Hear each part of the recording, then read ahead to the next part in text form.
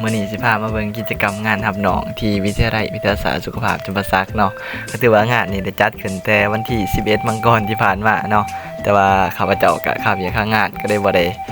มาตัดคลิปเอาลงเพื่อให้ทุกคนเบิ่งบรรยากาศก็ถือว่าสะแน่ก็บ่เป็นหยังเนาะสะที่ก็บ่มาว่าซั่นสิเก็บเอาบรรยากาศมาตอนมาฝากมาตอนกันขอเชิญไปเบิ่งกันได้จ้ะ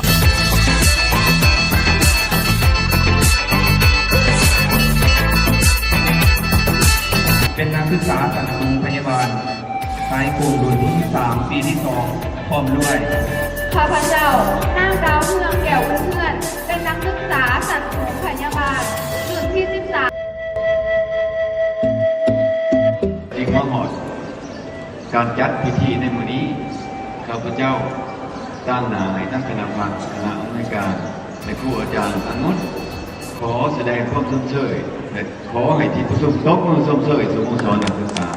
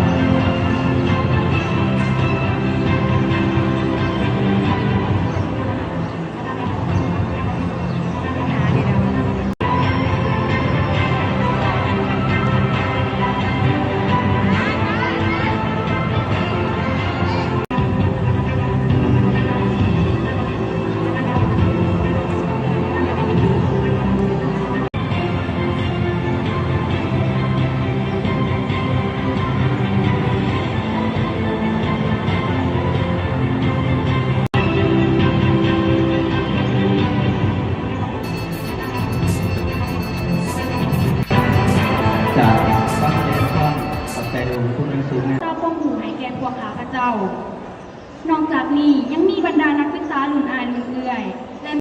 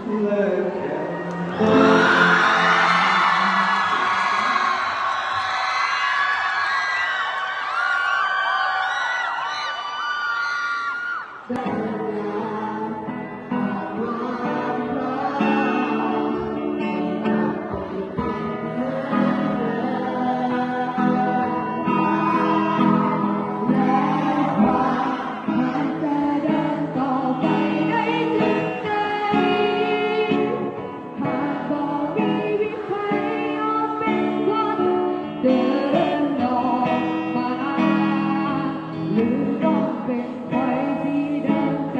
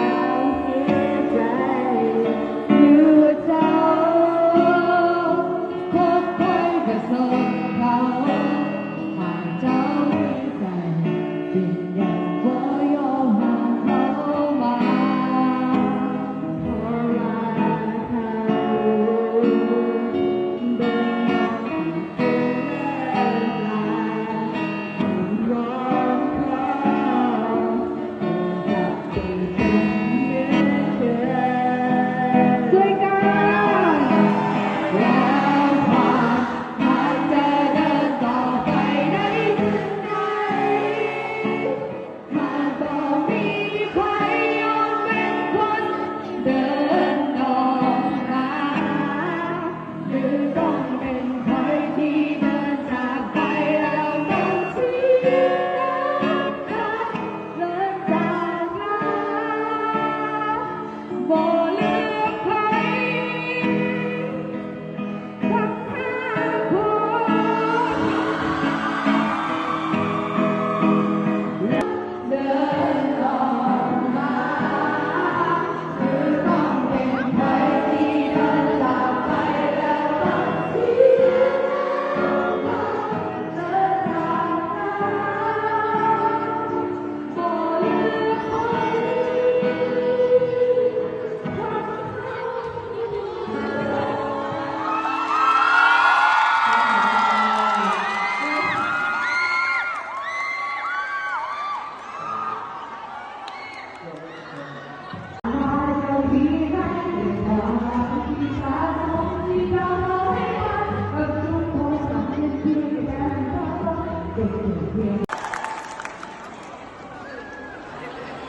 เจ้าโอกาสต่อไปพบกับการทำร้านข้อ ทุกคนโอ้โอ้โอ้โอ้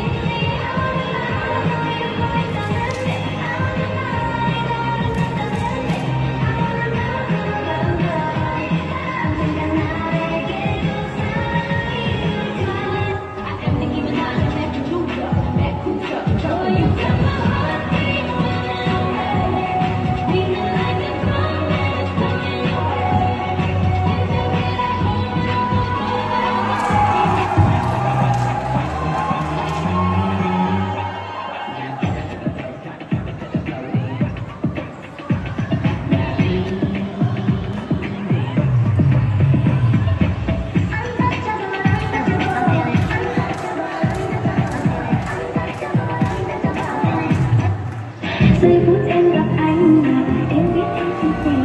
tình tình tình tan tan tình tan tình tình tình tan tan tan giây phút em gặp anh là em biết em si tình tình tình tình tan tan tình tan tình tình tình tan tan tan hay buồn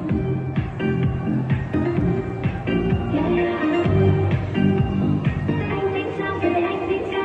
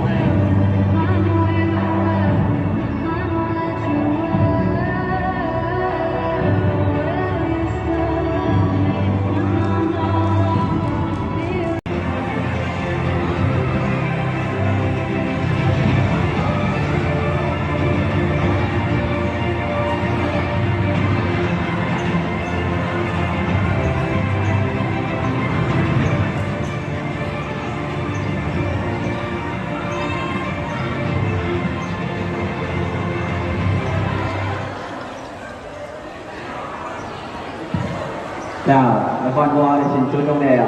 ในนครเดียวนี้น้องวาสิสอนยังไงยังให้ทุกคนเรื่องการใช้ชีวิตในเมืองหลวงเรื่องการทำเที่ยงเรื่องการดื่มการเที่ยวน้องวาทุกคนเจอก็หมู่แต่ยังมีไปบ่หน่อยก็ไร